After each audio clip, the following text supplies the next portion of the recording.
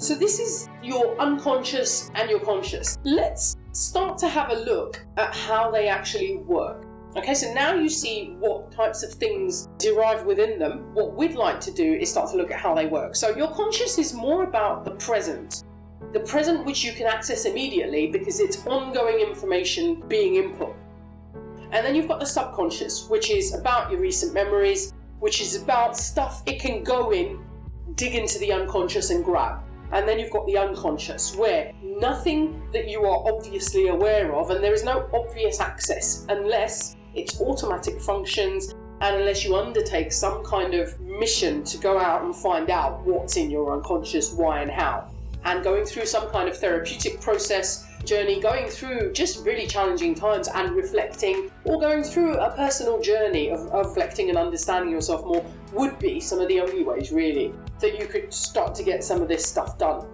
Now, what is the portion of these elements within your mind as a whole? Now, if you just have a look at this pie chart, I know it's lovely. I have to admit, I didn't even know I had these skills to be able to put something. Okay, I'm joking. So if you just have a quick look at this pie chart, you'll see that 10% of your mind, of your psyche, is conscious. 10%. So you are aware, consciously aware, of 10% of the information that's going in, being processed. And then you've got your subconscious, which I said to you earlier, I would just show you the split of the three. But when we tend to talk about conscious, it's usually conscious and unconscious. So your subconscious is 35% of your mind. And then you've got the unconscious, which sits there at a beautiful 55%. So over half of your psyche, over half of your mind is unconscious. So over half of the stuff bumbling around in there you're not aware of. And unless you go out of your way to make a point of it, you will not be aware of, and you will remain unaware of till the day you close your eyes and never open them again. Now, I don't know about you, but when I first saw these figures and when I learned this, it scared the flipping life out of me. Because if I'm not aware of 55% of what I'm doing and why I'm doing it, then it kind of explains why I'm really not happy with a considerable amount of stuff in my life. So you might ask, all right, now I know how this construct works, and the construct is 90% of my mind I am unconscious of. The unconscious part of my mind is 90%, and the conscious part of my mind is 10%. You might say, fine, all right, Yaz, I've got that. Now, what's your point? What has this got to do with the decisions that I make and whether I'm happy or not? Well, good question.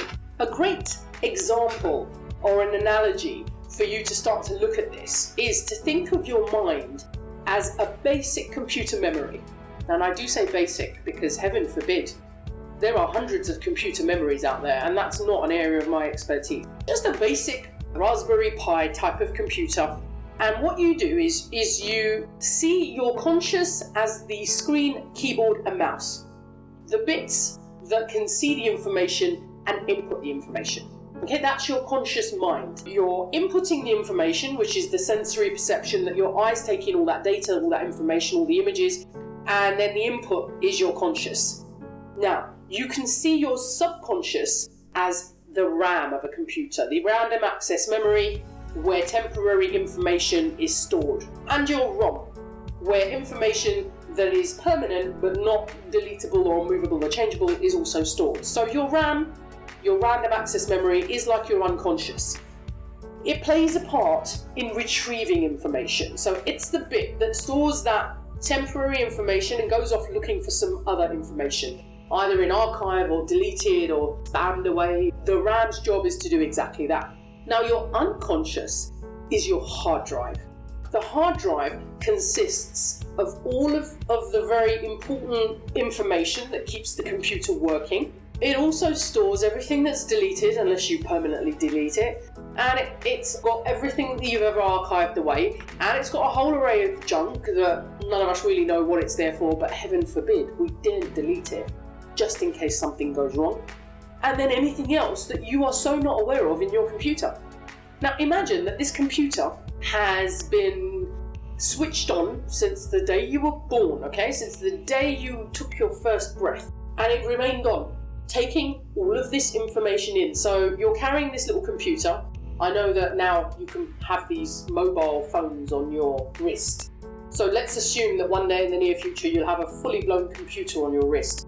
And this fully blown computer on your wrist is taking in absolutely everything that you are experiencing, including your internal environment. So everything that also you're thinking and you're feeling, and your perception towards what's going on out there, and then how you process that and what you make it mean. This is information overload.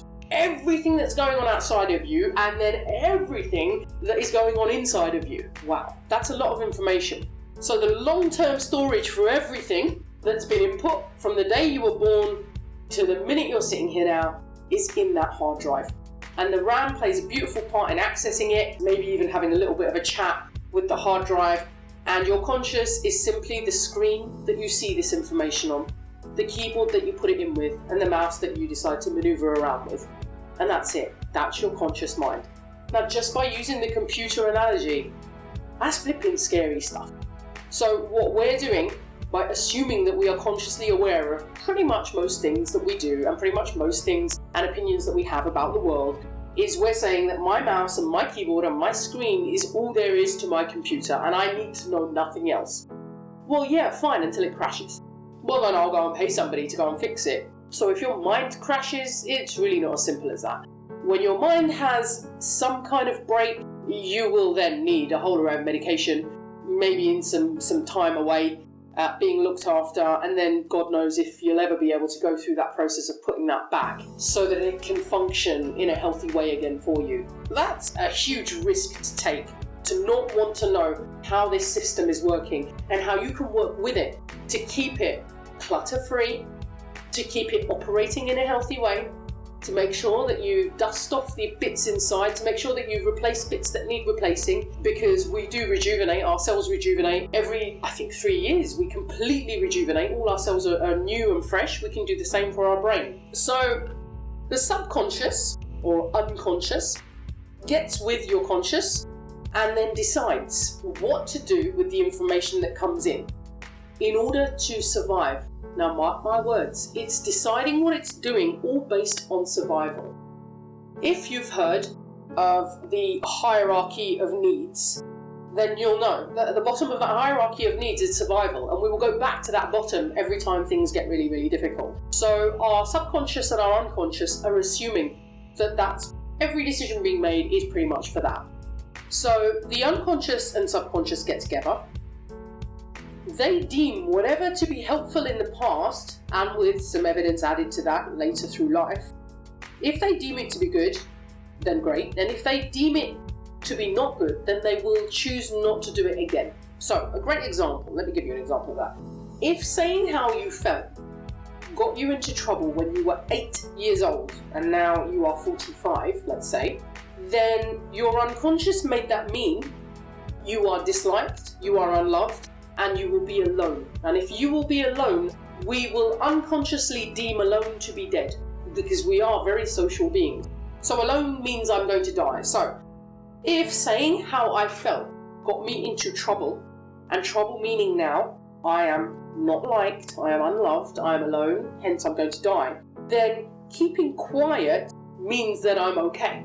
I'm not in trouble if I stay quiet and do not say how I feel. If I keep quiet, then I am liked, I am loved, and I belong. And more importantly than that, I won't die. So then that's the option that I'll go for. The unconscious talks to the subconscious, and they get together and in a very short space of time decide that not saying how you feel is most certainly the best way to go forwards to survive, because then we won't die. Now that's scary stuff. Okay, so how does that work? The unconscious, stroke subconscious, will use the information that's been input by the keyboard, the consciousness, and compare that against every past experience it still has unarchived and accessible, like an epic movie of your entire life. Remember, this little wrist computer's just logged absolutely everything, down to the minutest changes in your temperature every second of every minute of every day, and it then decides what to do. You might say, well, I don't see the problem with that. Well, we're going to run through that in a minute, how that can cause you a considerable amount of issues. Let's look at some really scary facts. Scary fact number 1, 400 billion bits of information are input through your consciousness every second. 400 billion. That's how much information your mind is taking in every second of every minute of every day. I don't know if that figure changes when you're asleep. I'm assuming it does, because when you are asleep, your mind is archiving it away. But for now, let's just assume when you are awake and your sensory perception is on full alert, then this is the amount of information that's going in. Now that is the same as the pages indexed on the World Wide Web on the 9th of May 2014. I don't know how many years of World Wide Web that was, but that's 400 billion bits. And we're doing that every single second. And the internet did that on the 9th of May 2014. That is the top estimate of the stars in the Milky Way galaxy. 400 billion stars in the Milky Way galaxy. Well, top estimate. I think they said between 100 and 400. I think that figure now is closer to 400. So let's get this right. The amount of stars in our galaxy is how much bits of information we are processing every second of the day. Now, just to add some sugar to that, it takes 13 milliseconds for your mind to interpret this information. How? How does it do that in such a short space of time? With that much information, something must be going on. Here is how your unconscious can be so detrimental to you. It can be so helpful that it helps you to survive, but it can also be so unhelpful that it ensures you have a psychological breakdown that you are never able to recover from. So, your mind takes this 400 billion bits of information every second and condenses it down to a maximum of 2,000 bits of information in order to be able to process it. So your mind is only able to process a maximum of 2,000 bits of information per second. That means that your mind removes the other 399,999,998,000 bits of information, keeping just the 2,000 bits, by using the epic Hollywood movie of your life from the day you were born to the minute you're sitting here now. It deems what was important and what wasn't. So when you were 8, not saying anything about how you felt was definitely better than saying how you felt, because saying how you felt got you in trouble. It then goes, right, okay, so that doesn't make sense. Oh, this goes against my values. Oh, this is not good. And it then takes this information out. So a great example would be this video. How do you feel about it, what I'm saying? How do you feel about what you see? How do you feel about the pace of this video? The graphics of this video? Do you feel like it's crap? Do you feel like, oh my god, this is great? Do you think it's okay? Do you think, yeah, but? Do you think it's silly? Or do you think, I'm going to check out some of the stuff that this girl's saying, because do you know what? I don't believe it to be true. Or do you just think, whatever, and carry on to a video from Beyonce or something? Just understanding how you have interpreted and perceived this video will start to give you an idea of your unconscious, its belief system type, and some of the values that you hold. A lot of the information it takes out and a lot of the information that it decides to keep. And everybody's subconscious will decide to take out and keep very, very different bits of information. This is where the word perception comes into play. Who is actually in reality? Well, the answer to that would be Nobody. Why? Because if your mind is processing 400 billion bits of information at any given second and taking out only 2,000 of those bits to process and then make a perception, determine a meaning, then only imagine how everybody's minds is going to take out something very, very different according to their huge, lifelong, epic Hollywood movie. Now, let's relate this back to the computer analogy. So, your unconscious, which is your RAM and your hard drive, they get together. The subconscious is the one that does the running around, and the unconscious is the one that gives it the information. And then they decide that because saying how you felt when you were 8 years old got you into so much trouble, which means I'm no longer loved, I don't belong, I'm not liked, oh my god, I'm going to die. Remember, you were only 8 and the experience was unique. Now you're 42 and the experience is very different. They still come together, determine from maybe when you were 9 and then you did it again at 12 and then you did it at 14. They get all these experiences together and then go, actually, conclusion, in order to survive, be liked, be loved and not to die, the best thing to do is to remain quiet and say nothing. What is the impact on you as the adult now? Your boss at work takes advantage of you because you do not speak up, because you are not assertive. Now, we will talk about what assertiveness is, because assertiveness is not what society deems it to be. It's not aggression, it's very different. But that's for a whole other video. Your boss takes advantage of you because you don't speak up, you're not assertive, and your unconscious gets together and goes, you know what, in order for us to survive, to be liked and to be loved, it's best for us to say nothing, because that kind of behaviour will only but get us into trouble. So now, you hate your job because you don't get paid enough, you know you're not going to get promoted because your boss doesn't like you, and so obviously you hate your boss even more than you hate your job. Your skin, you have no money really to do the things you'd like to do, to go on the holidays that you'd like to go on and just buy some of the nice things that you would like. You have no spare time because you're working every hour God sends because your boss takes advantage of you, and so you don't have any time to do any of the things that you would like to do. Oh, and just to top it off, you don't even have time to look for a new job. You see, this example gives you a fantastic reflection of how your unconscious can be so detrimental to you in the decisions that you make, and then the impact it has, the knock-on long-term impact it has on you.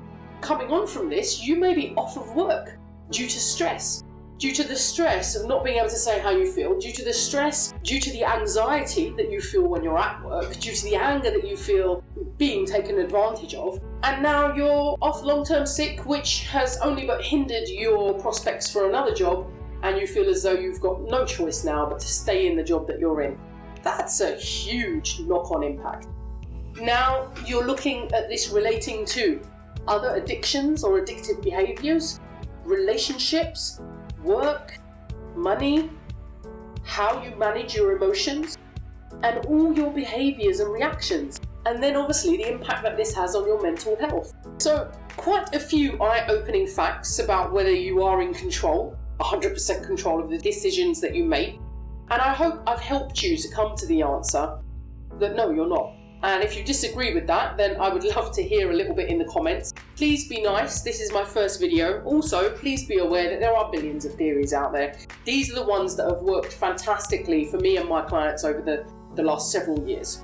This covers my first video, some basic aspects of your mind, your consciousness, your unconsciousness, how aware you are, and what impact your unconscious actually has on your everyday life, and most importantly, how you are so not 100% in control of the decisions you make.